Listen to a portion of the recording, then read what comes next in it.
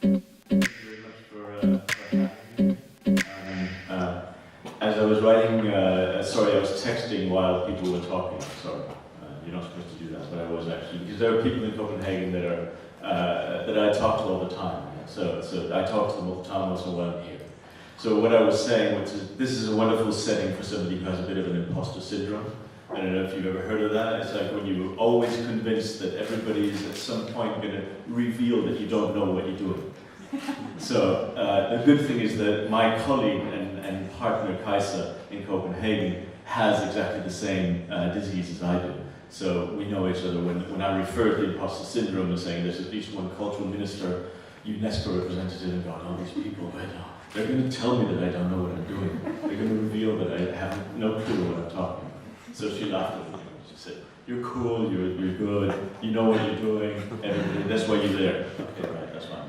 So anyway, just a quick comment on the two references of organizations that I belong to. The reason why I'm here is because I have been working with Sasha Kagan that Katrina Soini mentioned just a second ago in establishing and driving the international network Kultur 21, which can easily be confused with a lot of other organizations called Culture 21 or whatever. But this is a network of people around the world that work with culture and sustainability and have done so officially for about 10 years now.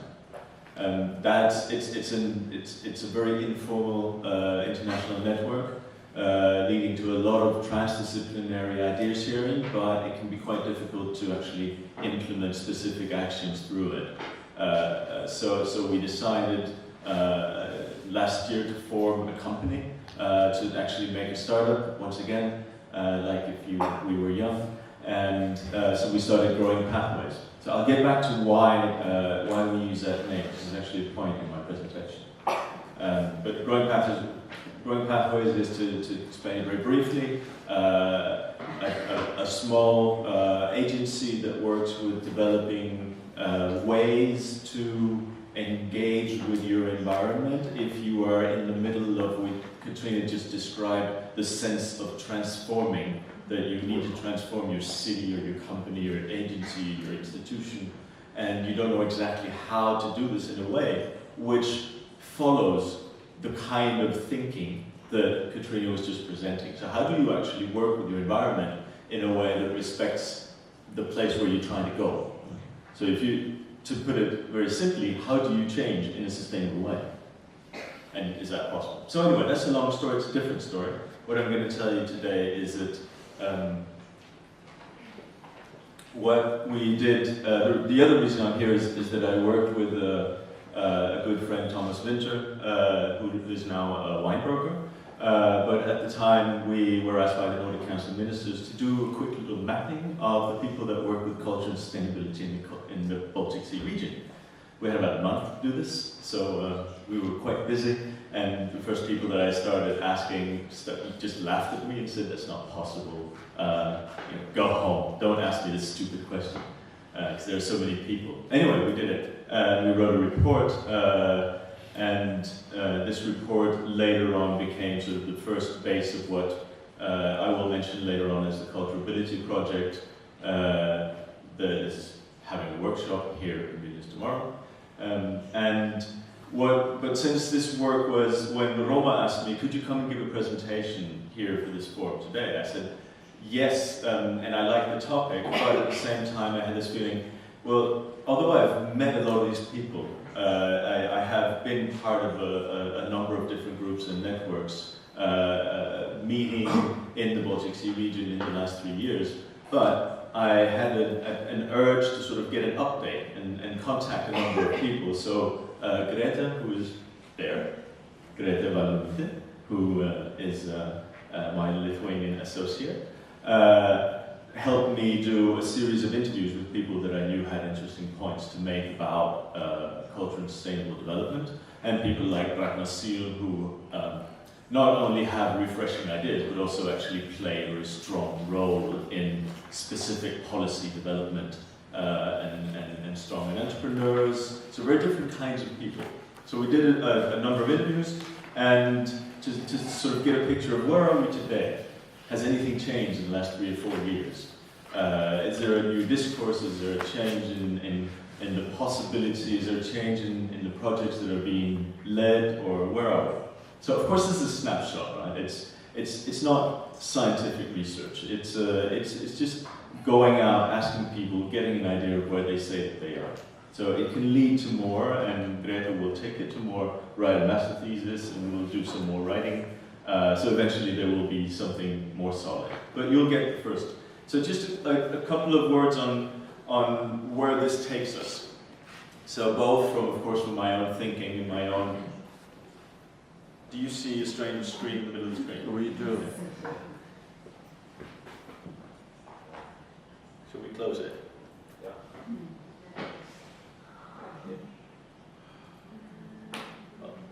We did. Okay.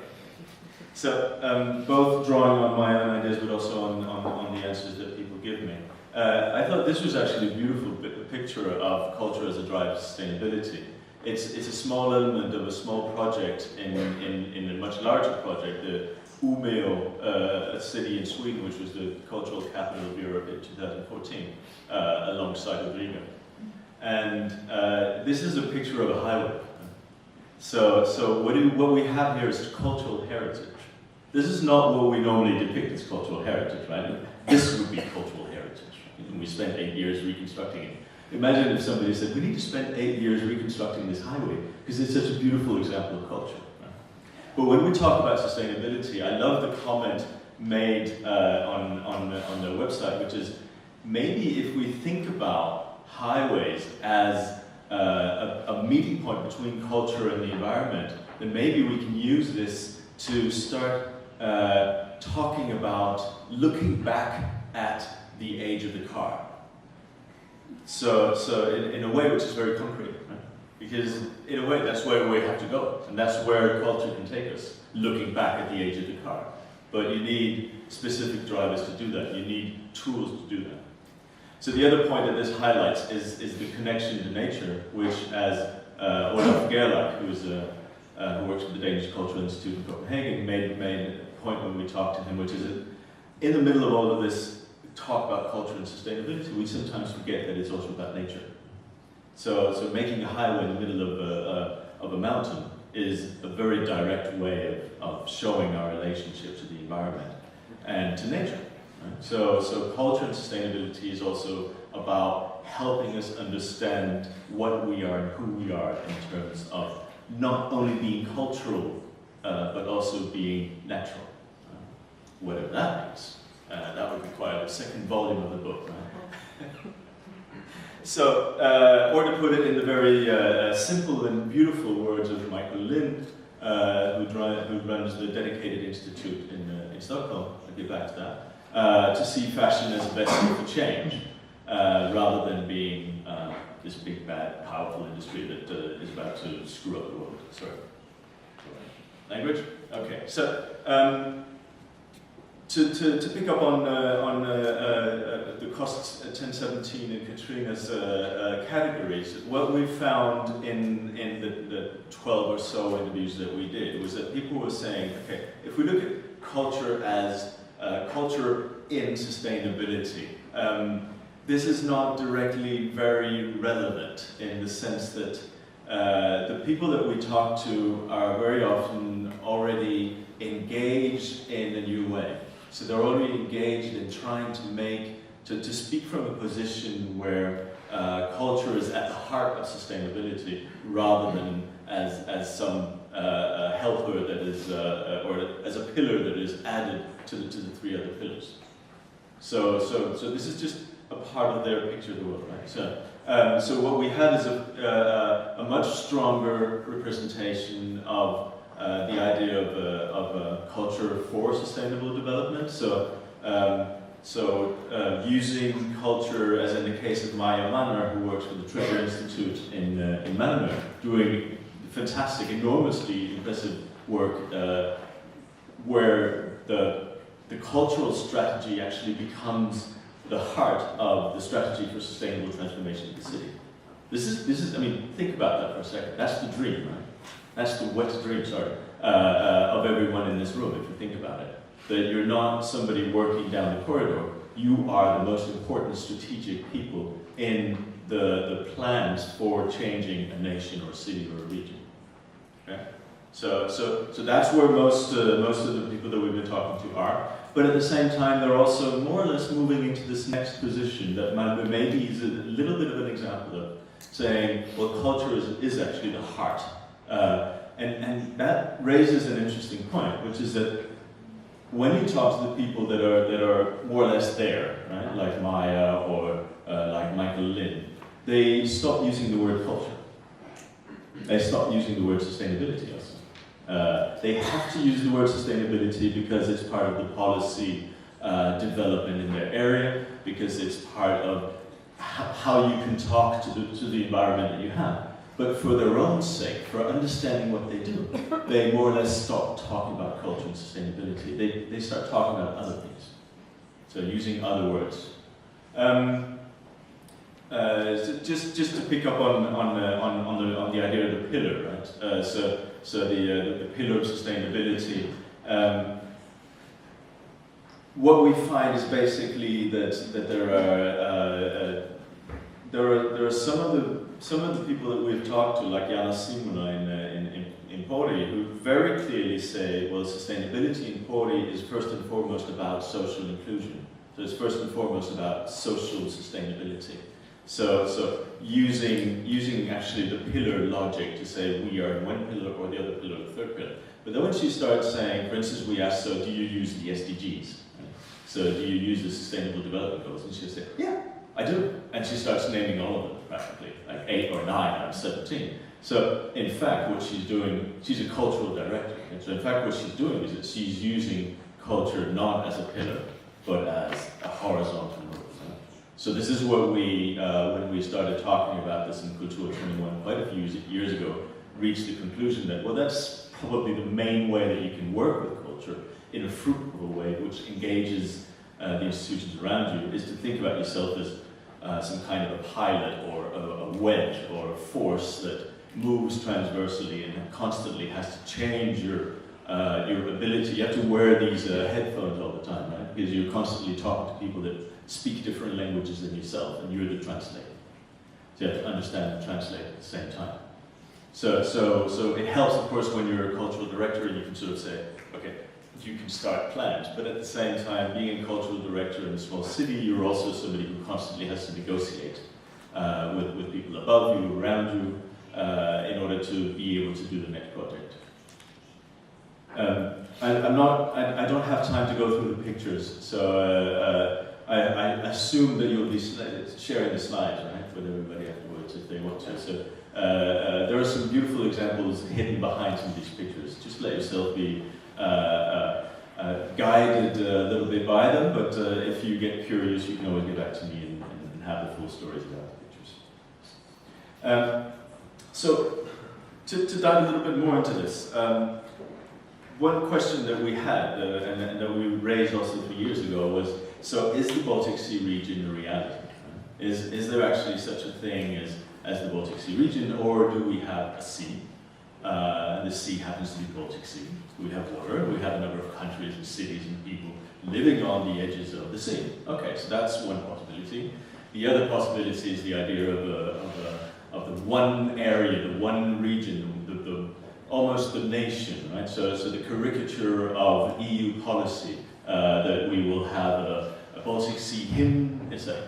So that's at the other end of the scale. So I think listening to people, there are many things that have changed, but one of the things that hasn't changed that much is that we still have a lot of collaboration. We have more collaboration than we had 5 years ago. So there's more collaboration, there are more vectors, there are more connections, especially in the cultural field, in this part of the cultural field. But no, there's not one region. There is a diversity within amongst the people that collaborate and share in the region. And frankly, it's not necessarily a problem. But what is happening is that there are very strong communities that are being formed because people begin to have 5, 10 years of collaborative practice. So you get below the skin surface, and you start to actually know each other in a slightly more challenging way. So I think if you look ahead from that, definitely it's a concept that has a great potential. And keeping talking about or using the Baltic Sea region strategy and the Baltic Sea region idea as a way to move ahead, I think is very powerful. As long as you don't slip into sort of more totalitarian, whatever we want to call them, views. So if we take that for a second into the importance of the strategy, if anyone has a weakness for UFOs, there's one for you, right? So you probably know it better than I do. It's supposed to be at the bottom of the Baltic Sea, by the way. And it looks like one of the spaceships from Star Wars. Okay, so the question that you can raise when you talk about the EU ESR strategy is this whole idea of the one region, one vision, one region, one future, right? So does this mean that we feel connected? Okay, right. Or does it mean that we feel that we are the same? The last, no. We definitely don't feel that we're the same. We feel very different. We feel very diverse, and it's actually a quite positive thing.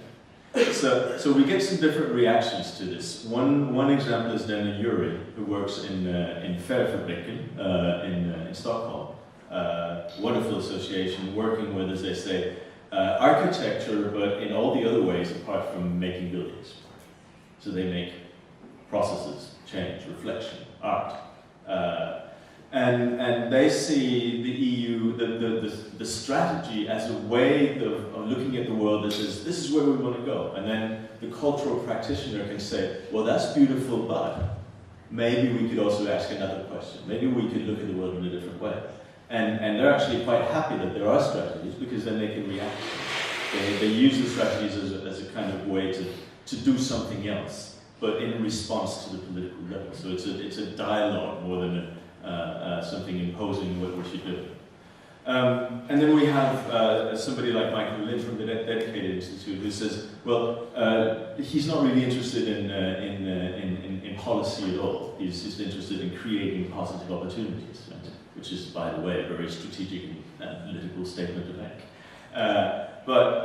Or you have Ragnar Sill, who has been working in the last 15 years completely at the heart of policy development, both in this region and now in the Eastern European, the EU program for collaboration with Eastern Europe, who says, well, if he looks at what has happened in the last 5 years, so much has changed in the sense that there are so many things that can be said now and listened to that will be taken seriously, which were not taken seriously 5 years ago.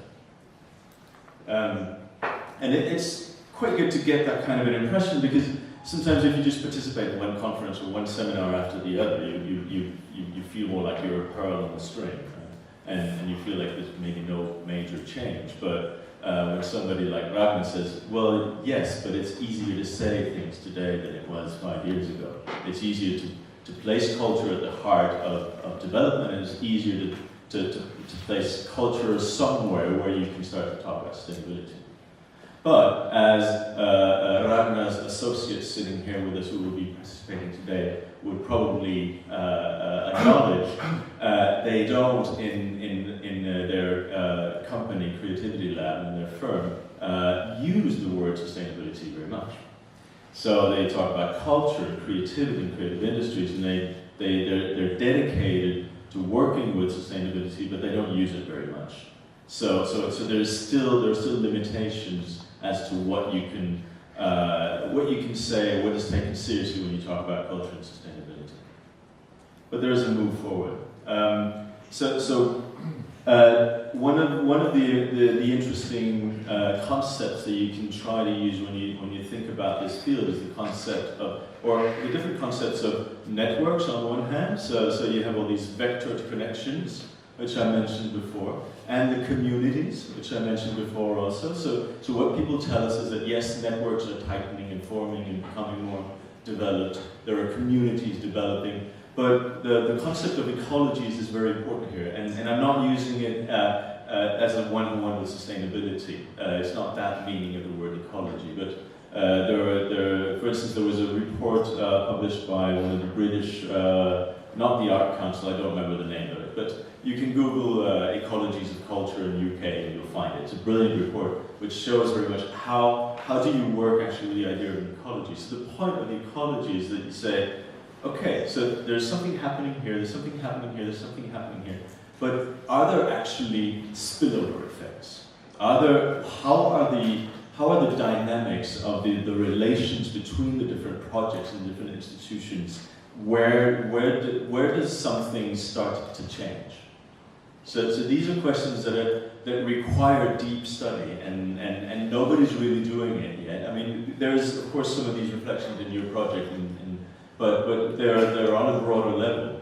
So, or they're on a very local level. So you don't actually have, somebody should do that study. So here's a PhD for you, studying the ecology of culture and sustainability in the Baltic Sea region.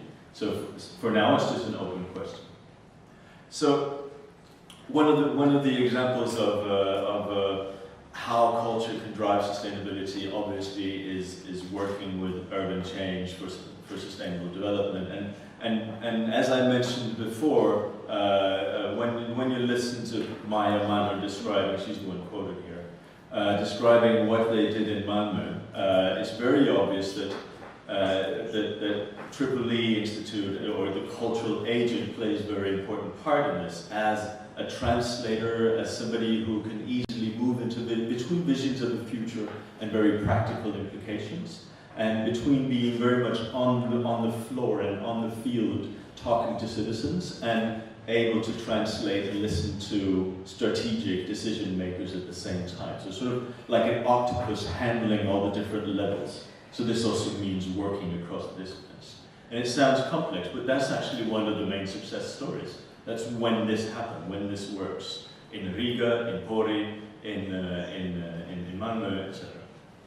I didn't mention Copenhagen, which is funny because when you're from Copenhagen, you talk about sustainability, you should brag about your city, but this is actually one of the things that Copenhagen's really poor at transversal, transdisciplinary work between the departments of the city. So that's another project for us to change.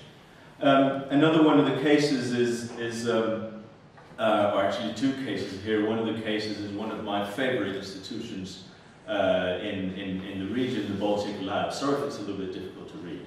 It was easier to read when I was doing it, of course. But, anyway, the Baltic Lab, if you don't know, it was started as a collaboration between the Council of Baltic Sea States and the Swedish Institute. And both of them are institutions that work with culture and work with change and work with heavy, big issues, and especially the Council of Baltic Sea States often works with reducing negative impacts, so fighting poverty, for instance, or reducing climate impact. And both of the institutions were looking for a way to work with positive impact and entrepreneurship and youth at the same time. So they formed the Baltic Lab, which has now run for 4 years. And if you dig into that and listen to the way that they're working, it's really quite impressive that you can have so bureaucratically heavy institutions behind a project where the project leaders are allowed to have a philosophy that says, we don't actually make the program before we have the people.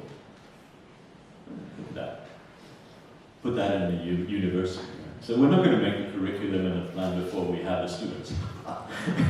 That would never happen, or it won't happen so far, but it happens in the Baltic Lab. So of course they have a program, and they have a selection of 300 to 400 people every year that is reduced to 80 through very nice processes, and so they educate people to become cultural entrepreneurs, but very often with a strong focus, not that they impose it, but the focus comes from the participants themselves. A focus and a desire to work with deep cultural values, social transformation, and sustainability as some of the main topics that they constantly return to in the projects that they make. So the other example is culturability, and I'm running out of time. The other example is culturability, which was that I mentioned before, which had a first phase supported by the Nordic Council of Ministers in 2014-15, basically involving a lot of people working in this strange field, trying to bring them together to share ideas, and quite off the record, pretending to create a number of projects. So I can say this safely because now we're in phase 2 with the project. They landed phase 2 and everything is good. But of course you have to make a report and you say, well, all these projects were developed. None of them really succeeded in moving beyond the idea stage. So in phase 2 of culturability, there's a very strong focus on going from, say, the more open discussions to actually implementing specific projects and startups and collaborations. So I think it's very important and interesting phase that it's going through, and focusing on gaming, on social inclusion, and on cultural tourism. So the workshop tomorrow here in Vilnius will be on cultural tourism. If any one of you are specifically interested in that, you can probably ask the Roma to contact the organizers and see if you can get a free seat. Okay, so we also raised the issue of the SDGs. I'm particularly interested in the SDGs because I find that they're a fantastic example of how global citizenship and global civil society meets bureaucracy and international politics. So we don't normally think about them that way. And when we listen to, say, the official presentation of what the SDGs are about, it often sounds like a program. I don't think of them as a program. I think of them as a huge bottom-up process that took about 15 years to realize, involving thousands and thousands of NGOs, of civil society actors, professionals, entrepreneurs, business, politicians, etc. So it's like you have this fantastic global process of reaching as many fields as possible for the next, to present the challenges for the next 15 years. Okay, that's one thing, but what the result is that you have all these nice little boxes, and every little box can open up into a series of sub-themes. And you can open it, you can use it, you can go ahead. So it's a fantastically easy tool to implement afterwards, which probably has something to do with the bottom-up process. Of course, we don't know how they're going to work, right? None of us do. We hope that they will be easily implementable. What we came up in the interviews and what came out from the people that are working in this region was that about, say, 50-50, half of the people we talked to were very engaged and using this as a tool and as a format to talk about what they do, and the other half were completely disengaged and said, well, of course, we believe in everything that they say, but it doesn't matter. They're just boxes. They don't make a difference for us. I have to be quite quick now. So just to pay some attention, after all, to art. It's hard to say whether it lies in the selection of people that we interviewed, or whether this is a more general shift. I would say probably it's not that there are less artists than there were 5 years ago, but there are maybe more people in the culture and sustainability field that are not artists, that are designers, architects, cultural practitioners, etc. So people actually working in fields that are much broader than, say, the artistic field. But it's important to keep highlighting that the voice and the role of the artist is extremely important in, for instance, standing in the middle of a forest outside Kaliningrad at the pole, and people will go, "Stogiel," and the rest of the conversation will be beyond my Russian. But inviting to reflection, inviting to turning your worldview upside down. And basically the role of the artist is not to create something readily implementable. It is to present this provocative, reflective view that hits you in the gut and makes you feel differently, makes you rethink the world. A very quick comment on what we, Greta and I, talked about the other day, which I would call the discrete life of the field. That there's probably a slight overlap that if you listen to people talking about how much has changed in the last 5 years, how much has actually been achieved, and then you look at it from the outside and say, but does the world know this? No, they don't. Okay, so that's the brief point of this slide. Start telling the world what you're doing. I have about 8 seconds. Can I have 2 extra minutes? Okay, so just 2, okay. I just want to mention Michael Lynn, who is a wonderful entrepreneur who worked with a fashion company called Uniforms for the Dedicated, trying to create sustainable fashion for a number of years and a number of other startups that he did. And then 2 years ago decided to form the Dedicated Institute. And what's most interesting about them, apart from the fact that they collaborate with sort of the highest level of expertise that you can find, is that they insisted on the view that we don't want to fight the bad, we want to create the good. So we only want to talk about positive impact. They're not the first to talk about this, of course, but it's very clear in the way that they work. They want to talk about planetary opportunities rather than boundaries, right? And talk about positive impact. And every single project that they enter into has to be a project that makes a positive difference in the world. And in that context, culture is also very important because of the ability of the cultural mindset to move beyond the obvious and beyond what you see right in front of you, which can be helpful if you're, for instance, an engineer. There are probably engineers in this room, maybe one or two, so sorry for saying that. There are lots of engineers that have lots of imagination, but if you're a cultural practitioner, imagination is part of your DNA, right? So you have to have imagination. So, okay, so to close with my last gained 35 seconds, a couple of questions. One question that I was hoping to answer a little bit in the research that we did, but we didn't really manage to find the time to engage in discussion with the foundations.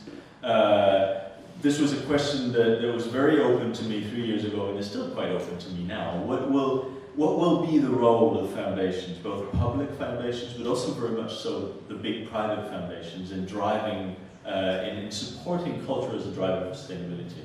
Because this is one of the fields where you really see this, not a clash, but the difficulty of translating the cultural mindset and language to the language of people that work with numbers, because they have to work with numbers, right? And how can the EU help in this process even more than they have so far? Can we see more new business models developing? In other words, can we see this as a field in which we put even more attention to entrepreneurship and the way that cultural entrepreneurship can drive this change? Can we see this research on the relation between the ecologies and the economies and help the entrepreneurs onto a bigger scale? Just to mention Claes Rabe from Tillväxtverket, which is an institution in Sweden, where they very systematically and quite strongly support all the intermediaries that lift up the entrepreneurs. This is very important work to do. Yeah, and then more transdisciplinarity, as you mentioned, Katrina, as well. Okay, then I will stop filling your heads with words that come out far too fast from my mouth. I hope I was not too much of an imposter. Thank you.